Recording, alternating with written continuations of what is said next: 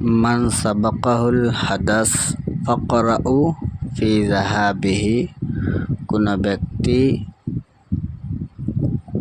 প্রস্রাব বা পায়খানা হাজতে ধরছে, এই অবস্থায় হাজতরে কন্ট্রোল করিয়া উজু করিয়া নমাজ যখন আরম্ভ করব, নমাজ শুরু করব, কেরাত পড়ার লগে লগে নমাজ ফাঁসিড হয়ে যাব, নমাজ যাইবগি, নমাজ দ্বারা লাগবো, নমাজ হইত না। অতএব এলা যদি আমরা পরিস্থিতি হয়ে যায় যে জমাত চলে, জমাত পাইতাম না, প্রস্রাব পায়খানা করলে, যার কারণে আগে নমাজ পড়লে বাদে জমাত ধরি, ইলা করতাম না, ইলা করলে নমাজ হইত না, নমাজ বাতিল হয়ে যাব। চাহে জমাত যদি যায় তে যাইতে দেও, আগে তোমার হাজতরে পুরা করো। প্রস্রাব পায়খানা এই ধরনের জিনিস ভিতরে রাখিয়া কন্ট্রোল করে নামাজ পড়লে নামাজ ফাঁসি দেয়। ইয়া অবস্থায় হাদিস শরীফের মধ্যে আছে, যতটা খানি নামাজের ওয়াক্ত হয়ে গেছে, খানিয়ে সামনে আই গেছে, তখন তুমি উপাস গিয়া নামাজ না পড়িয়া আগে খাইলাও, খাইয়া গিয়া নামাজ পড়ো, কারণ নামাজও লাগবে, তখন তোমার খানি ইরাই দিয়ে দিব, খানির কথা স্মরণ আই দিব। তার কারণে তুমি তোমার পেটরে ক্ষুধা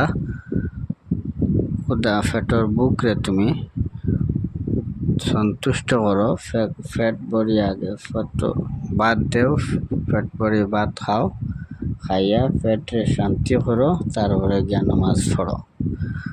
তাহলে নামাজের মধ্যে কিতা হইতো না, কোনো খানি ইরাই দিত না, মনোযোগ ফাতারে দিত না।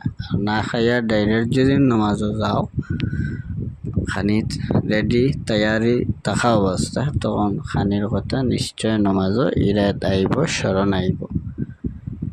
অতএব নামাজও লাগিয়ালে ধ্যান থাকতো আল্লাহর দিকে, আমি নামাজও আল্লাহর সামনে খাড়াব। এই ধরনের পরিস্থিতি অবস্থাত আমরা দুনিয়ায় কোনো মনোযোগ আইত না, শুধু আল্লাহর সামনে খাড়া, আল্লাহর কাছে আমরা সমস্ত সব কিছু আমরা আল্লাহর কাছে আত্মসমর্পণ করিয়া আমরা একটা দায়িত্ব করিয়া আমরা নামাজ পড়ি। আল্লাহ তাবারাকা ওয়া তাআলা আমরা এই মাত্রাকে বেশি বেশি বোঝার তৌফিক দিতা, আর কথার মধ্যে কোনো ভুল ভ্রান্তি হয় আল্লাহ তাবারাকা ওয়া তাআলা মাফ করে দিতা। এর কথার মধ্যে কোনো ফায়দা হয় যে তাহলে এই ফায়দাওয়ানটা সদকায়ে জারিয়া বানায়া কবুল করুক। ওয়া আখিরি দাওয়ানা আলহামদুলিল্লাহি রাব্বিল আলামিন।